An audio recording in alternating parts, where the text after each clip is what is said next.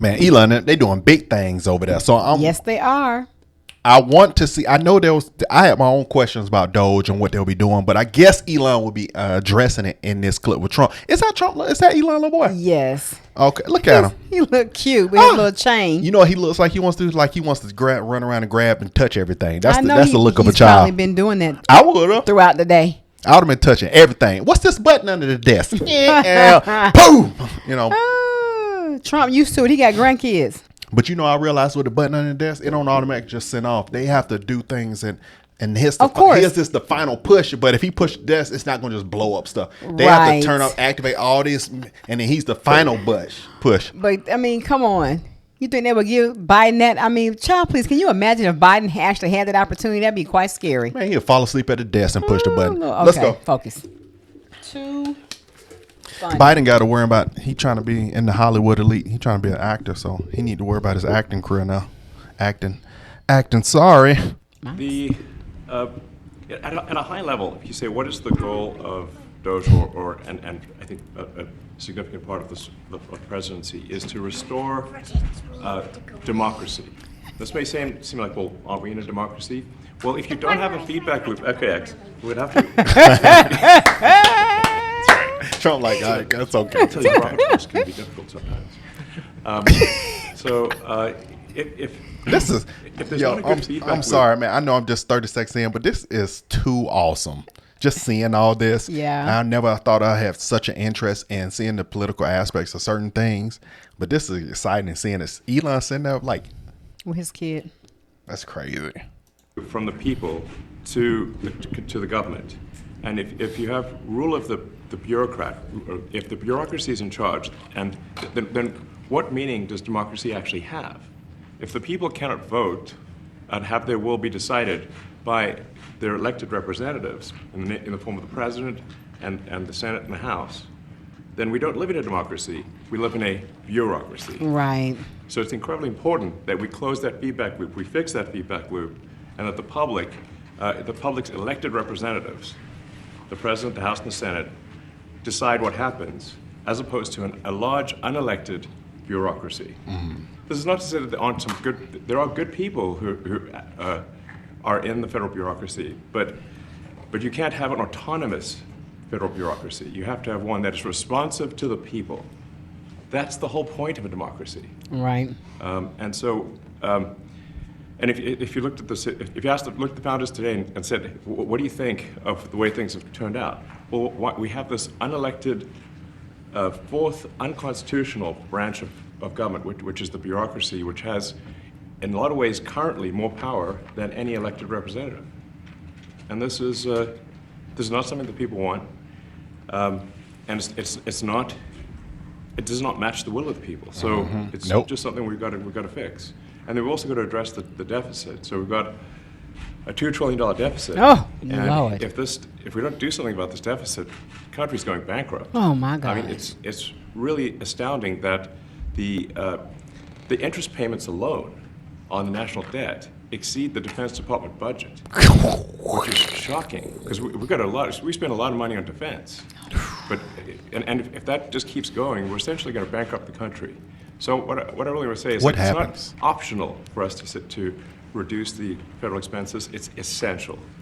It's essential for America to remain solvent as a country, and it's essential for America to have the resources necessary to provide things to its citizens and not simply be servicing vast amounts of debt. Yes. And also, could you mention some of the things that your team has found, some of the crazy numbers, including the woman that walked away with about 30 million? The woman. Right. Etc. Well, we do find it sort of rather odd that there are quite a few people in the bureaucracy who have ostensibly a salary of a few $100,000, but somehow manage to accrue tens of millions of dollars in net worth. Nancy Pelosi. While they are in that position, which is, what happened at USAID. We're just curious. He paused real quick. He said a few $100,000 is your salary, but they walking away with 10 million? They came up 10 million? He said 30. Oh my gosh. Yo. Doing what? Y'all. He said we gonna get down to the root of how you get so rich. You know what's gonna happen? What I feel like is gonna happen.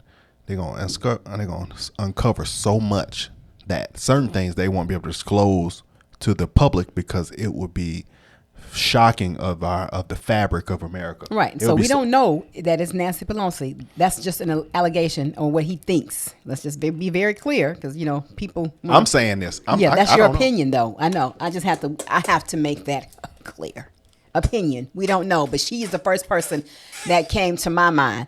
Oh, but we got to protect our CYA. Don't play.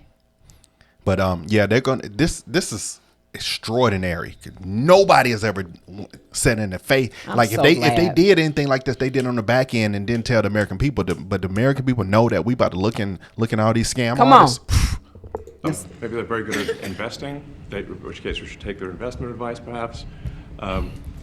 But just there seems to be mysteriously they get wealthy. We don't know why. Where does it come from? And I think the reality is that they're getting wealthy at the taxpayer expense. That's the honest truth of it. Mm-hmm. So, we're looking at, if you look at, say, Treasury, for example, basic controls that should be in place, that are in place in any company, such as making sure that any given payment has a payment categorization code, that there is a comment field that describes the payment. Note section. If a payment is on the do not pay list, that you don't actually pay it. None of those things are true currently. Sounds simple. So the reason that departments can't pass audits is because the payments don't have a categorization code. Oh my it's God. like just a massive number of blank checks just flying out the building. Oh so you my can't gosh. reconcile blank checks.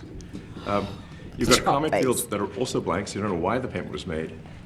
This is and then ridiculous. We've got this truly absurd, a do not pay list, which can take up to a year for an organization to get on a do not pay list. And this, we're talking about terrorist organizations, we're talking about known fraudsters, known aspects of waste, known things that do not match any congressional appropriation, can take up to a year to get on the list, and even once on the list is not used. It's mind-blowing. Oh my God, this is crazy. What we're talking here, we're really just talking about adding common sense controls that should be present, that haven't been present. So you say, like, well, how could such a thing arise? That seems exactly crazy. When you understand that really everything is geared towards complaint minimization, so then you understand the motivations. So if people receive money, they don't complain, obviously. But if people don't receive money, they do complain. Mm-hmm. Yeah. And the fraudsters complain the loudest and the fastest. Yes. So then when you understand that, then it makes sense. Oh, that's why everything they approve all the payments at Treasury. Because if you approve all the payments, you don't get complaints. Mm. But now we're saying that, no, actually, we are going to complain. If money is spent badly, if your taxpayer dollars are not spent in a sensible and frugal manner, then that's not okay. Halt. Your tax dollars need to be spent wisely. That's right. On things that matter to the people. I mean, these things, it's just common sense. It's not draconian or radical, I think. It's really just saying, let's look at each of these expenditures and say, is this actually in the best interest of the people? And if it is, it's approved. If it's not, we should think about it. So, there's crazy things like just cursory examination of Social Security, and we've got people in there that are 150 years old. Now, do you know anyone who's 150? I don't. Okay. They should be on the Guinness Book of World Records. They're missing out. So, that's a case where, I think they're probably dead. It's my guess. Or they should be very famous, one of the two. Right. And then there's a whole bunch of Social Security payments where there's no identifying information. Well, why is there no identifying information? Obviously, we want to make sure that people who deserve to receive Social Security do receive it, and that they receive it quickly and accurately. Yes. I'll tell you another crazy thing. So, one of the things is we are trying to sort of right-size the federal bureaucracy, just make sure that this. Obviously, there need to be a lot of people working for the federal government, but not as many as currently.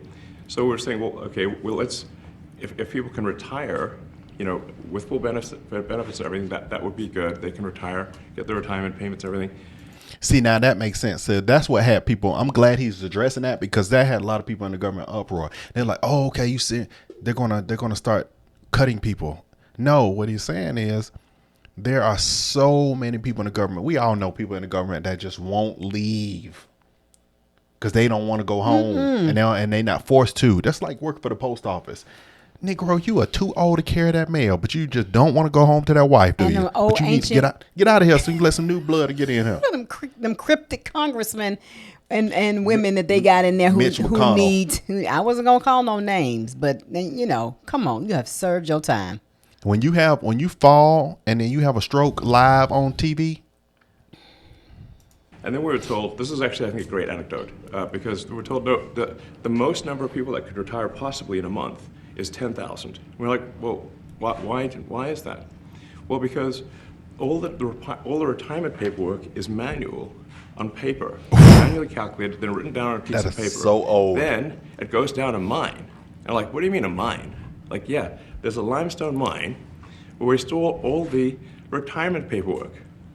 And you look at a picture of this mine. We'll post some pictures afterwards. Oh my gosh! And this mine looks like something out of the 50s because it was started in 1955. It looks like it's like a time warp. So dated. Why? And the speed. The limiting factor is the speed at which the mine shaft elevator can move determines how many people can retire from the federal government. Wow. And the elevator breaks down sometimes, and then nobody can retire. Exactly. Oh my God. Doesn't that sound crazy? Ridiculous. It is. 1,000 people that work on this. This is crazy. So I always thought like with that, it's just digital, boom, boom, when they do the thing in the system and boom. You talking about something archaic. Exactly. They don't care about updating their systems as long as their salaries and continuously, reaping the benefits of. They're not going to, they haven't, now, but it's like, wow. And Joy, I bet you it don't cost them a lot of money to make a system that can cleanly go through all that. If it ain't broke, don't fix it. That's a horrible mindset that they have. That's not a good mindset. So I think if we take those people and say, like, you know what, instead of working in a mine shaft and carrying manila envelopes to, boxes in a mine shaft, you could do practically anything else. And you would add to the goods and services of the United States in a more useful way. So anyway, I think that's an example. Like at a high level, if you say like, how do we increase prosperity? Is we get people to shift from roles that are low to negative productivity to high productivity roles. That's right. Yep. And so you increase the total output of goods and services, which means that there's a higher standard of living available for everyone. That's right. That's the actual goal. Simple. It sounds so simple, but you know what? Because it's switched from archaic politician following an old way of government. I feel like something on my nose. I keep looking at this piece of hair on the side of my eye. There it is. And they're following the old archaic way of doing things, and because nobody has challenged it, nobody has said anything, we're just gonna keep on following this non-productive system that don't work. The people who've been getting paid and reaping the benefits have continuously getting paid, and no one has questioned it. Yep. Because we kept having the same people that kept getting voted in, and the same heads, that with the same mindsets and goals, never didn't care about that. They cared about their issues that they brought in. They got pushed and funded. Now you got a businessman, some business people up in here, and politicians are still very needed, of course. You have what I call new blood, fresh blood, a new lens. This age blood, a new lens. Not let's do things have they always been done.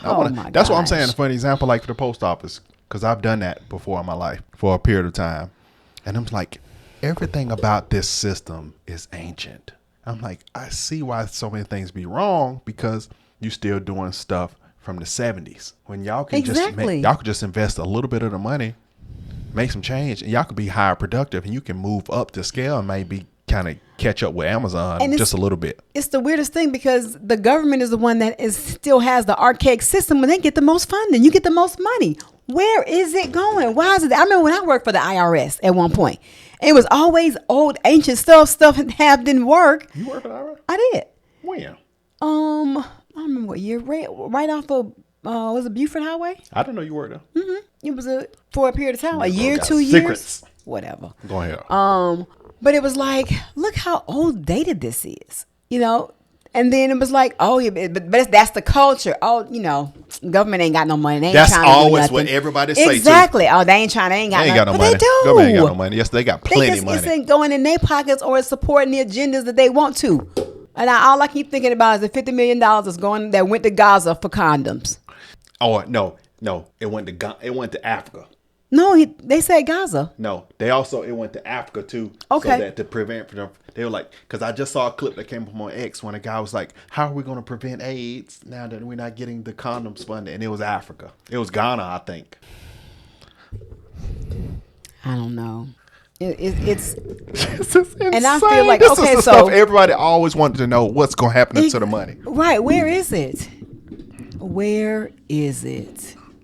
Well, we finding out. We are finding out. I'm loving it. I'm loving it too. This is so exciting. When have you been excited about politics? Right. To listen to what the new find, because I'm like, no, let me see what they talking about, what they don't found today. Let's pull it up. What are they talking about today? Who's being recouped? Where is our money where did it let's see what's been found out today. What are the changes in this group, in that group?